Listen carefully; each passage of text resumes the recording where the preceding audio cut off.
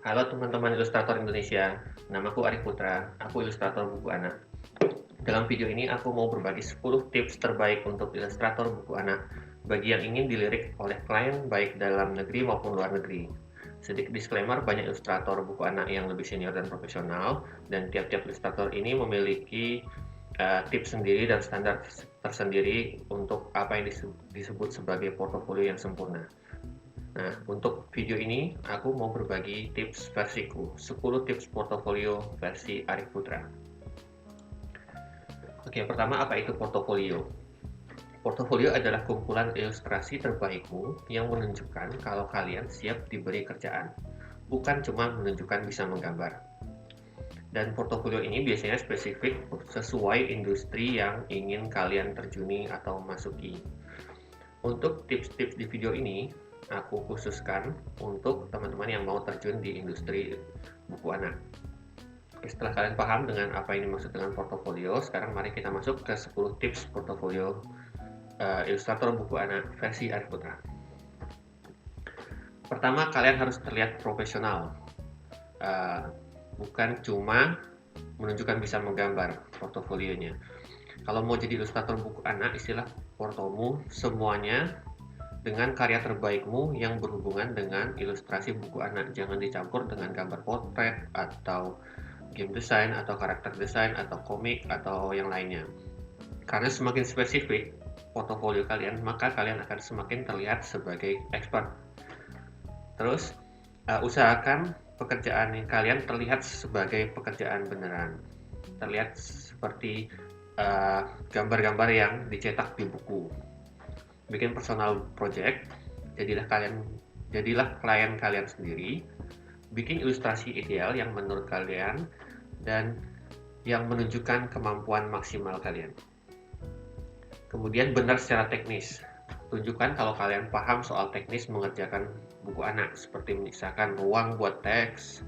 Kalau gambar spread atau 2 halaman, kalian nggak meletakkan gambar yang penting di tengah-tengah atau di lipatan buku, dan juga tidak menggambar terlalu ke pinggir, karena biasanya kalau terlalu ke pinggir itu akan dipotong pada proses percetakan. Terus kemudian punya website, ini opsional.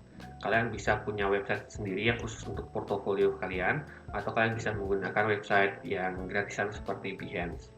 Tapi saranku lebih baik menggunakan website sendiri, karena dengan menggunakan website sendiri kalian terlihat lebih serius dan lebih profesional, karena kalian mau menginvestasikan dana kalian untuk membeli website yang khusus dengan nama kalian. Oke, kemudian tips kedua adalah what you show is what you get. Jadi kerjaan yang datang pasti akan sesuai dengan yang kalian tunjukkan. Jadi gambarlah apa yang kalian minati dan sukai saja. Karena sebagian besar calon klien memutuskan akan meng-hire atau enggak kalian itu dari apa yang gambar yang kalian tunjukkan itu apakah cocok dengan project mereka. Jadi terus alasan kedua adalah kalau kalian cuma menggambar apa yang kalian sukai dan kerjaan datang juga dengan tema yang kalian sukai, otomatis nanti pada proses pengerjaannya kalian akan menikmati. Terus tips ketiga adalah quality lebih besar dari quantity. Artinya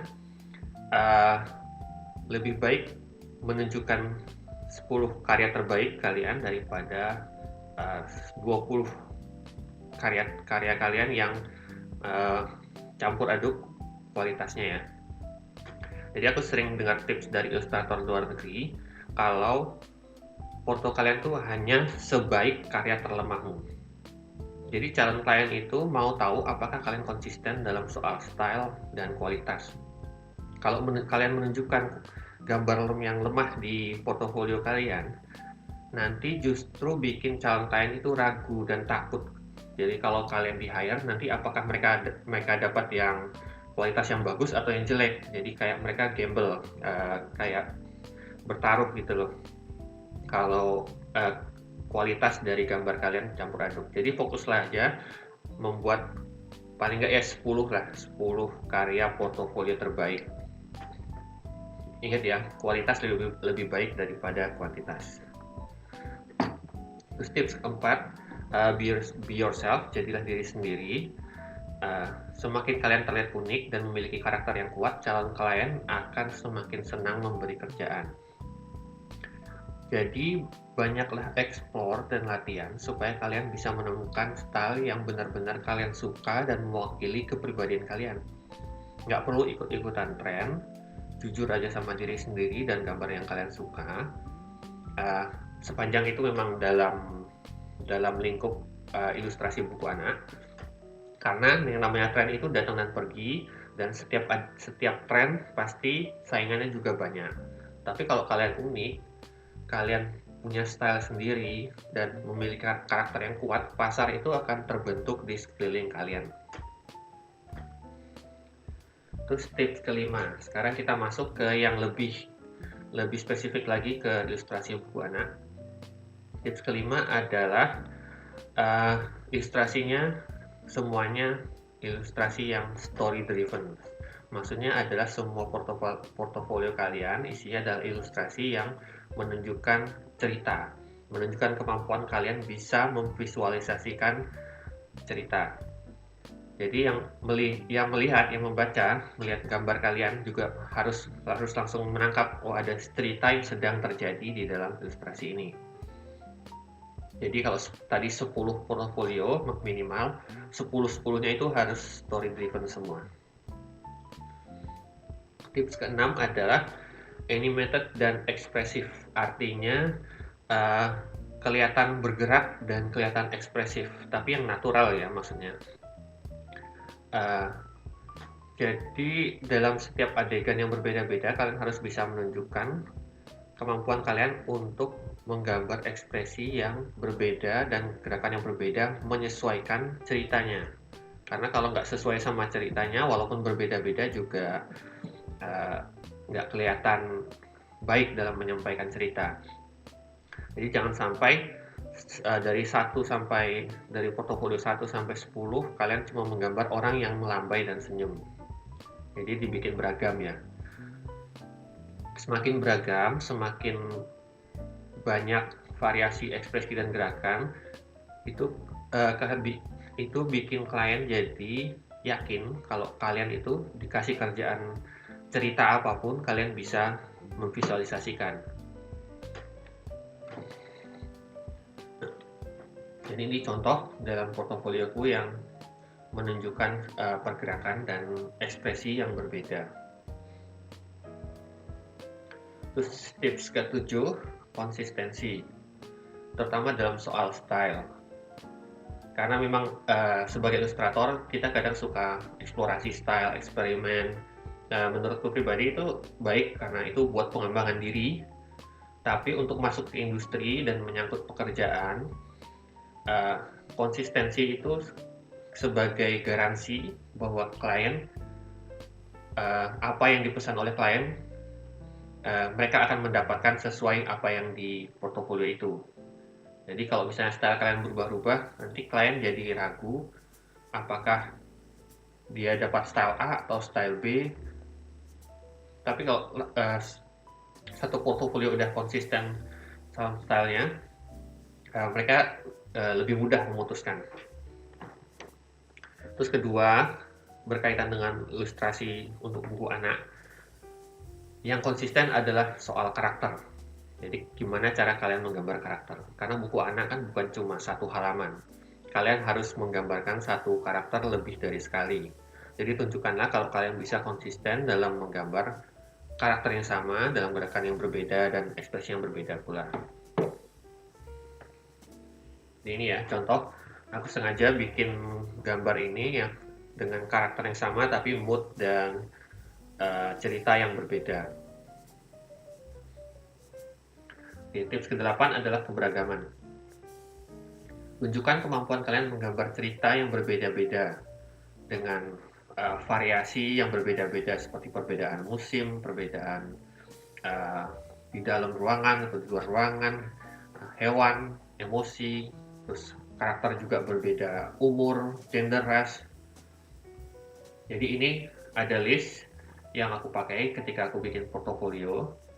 Aku berusaha memasukkan sebanyak mungkin poin-poin dalam list ini ke dalam setiap gambar portofolioku. Silakan videonya di pause kalau mau dicatat. Ini lagi sambungannya. Nah, ini contohnya. Ini dalam portofolioku yang satu ini aku mau menunjukkan soal petualangan hewan anak kecil bergerak dalam format spread. Ini lagi contoh berikutnya, aku mau menunjukkan variasi antara indoor sama outdoor dengan variasi umur juga dan gender dan ras. Oke, tips ke-9. Salah satu rahasia umum yang dicari oleh klien besar seperti publisher, terutama dalam mencari ilustrator untuk buku yang kategorinya disebut picture book, mereka mencari style yang tradisional look. Jadi seperti tradisional. Alasan terbesarnya adalah ilustrasi-ilustrasi yang memiliki tradisional look ini lebih relatable ke anak, si anak itu lebih gampang mencerna karena itu yang mereka hadapi sehari-hari. Mereka menggambar dengan krayon, menggambar dengan cat air. Jadi mereka lebih punya koneksi dengan gambarnya. Dan emang secara umum picture book kebanyakan memiliki traditional look. Salah satu ciri ilustrasi yang memiliki traditional look adalah terlihat dengan penggunaan tekstur dan arsiran atau stroke yang nggak sempurna gitu ya. Jadi traditional look itu adalah sesuatu yang menunjukkan ketidaksempurnaan kita sebagai manusia. Kalau buatan komputer kan bisa mewarnai halus banget, jadi kayak real, kayak manusia, malah bisa realis. Tapi justru dengan ketidaksempurnaan itu, kita lebih terlihat sebagai stylenya lebih terlihat tradisional look. Ini ada 3 contoh karya yang memiliki traditional look. Sebelah kiri itu Benji Davis. Dia menggambar dengan style yang banyak sekali, kayak dicap gitu ya, tinta dicap. Terus kemudian di tengah itu ada John Clason. Teksturnya itu dia setahu dia bikin sendiri teksturnya, di scan terus baru diedit di digital. Terus terakhir salah satu ilustrator bukuan Indonesia yang udah mendunia, Mbak Leni Wen. Dia terlihat gambar-gambarnya itu seperti gambar pensil warna. Tapi ini semua tiga-tiga ini digital ya. Oke, tips terakhir adalah review. Review sendiri boleh, tapi lebih baik adalah kalau kalian mencoba mencari koneksi dengan orang yang sudah lebih dulu di industri itu dan minta mereka melakukan review portofolio.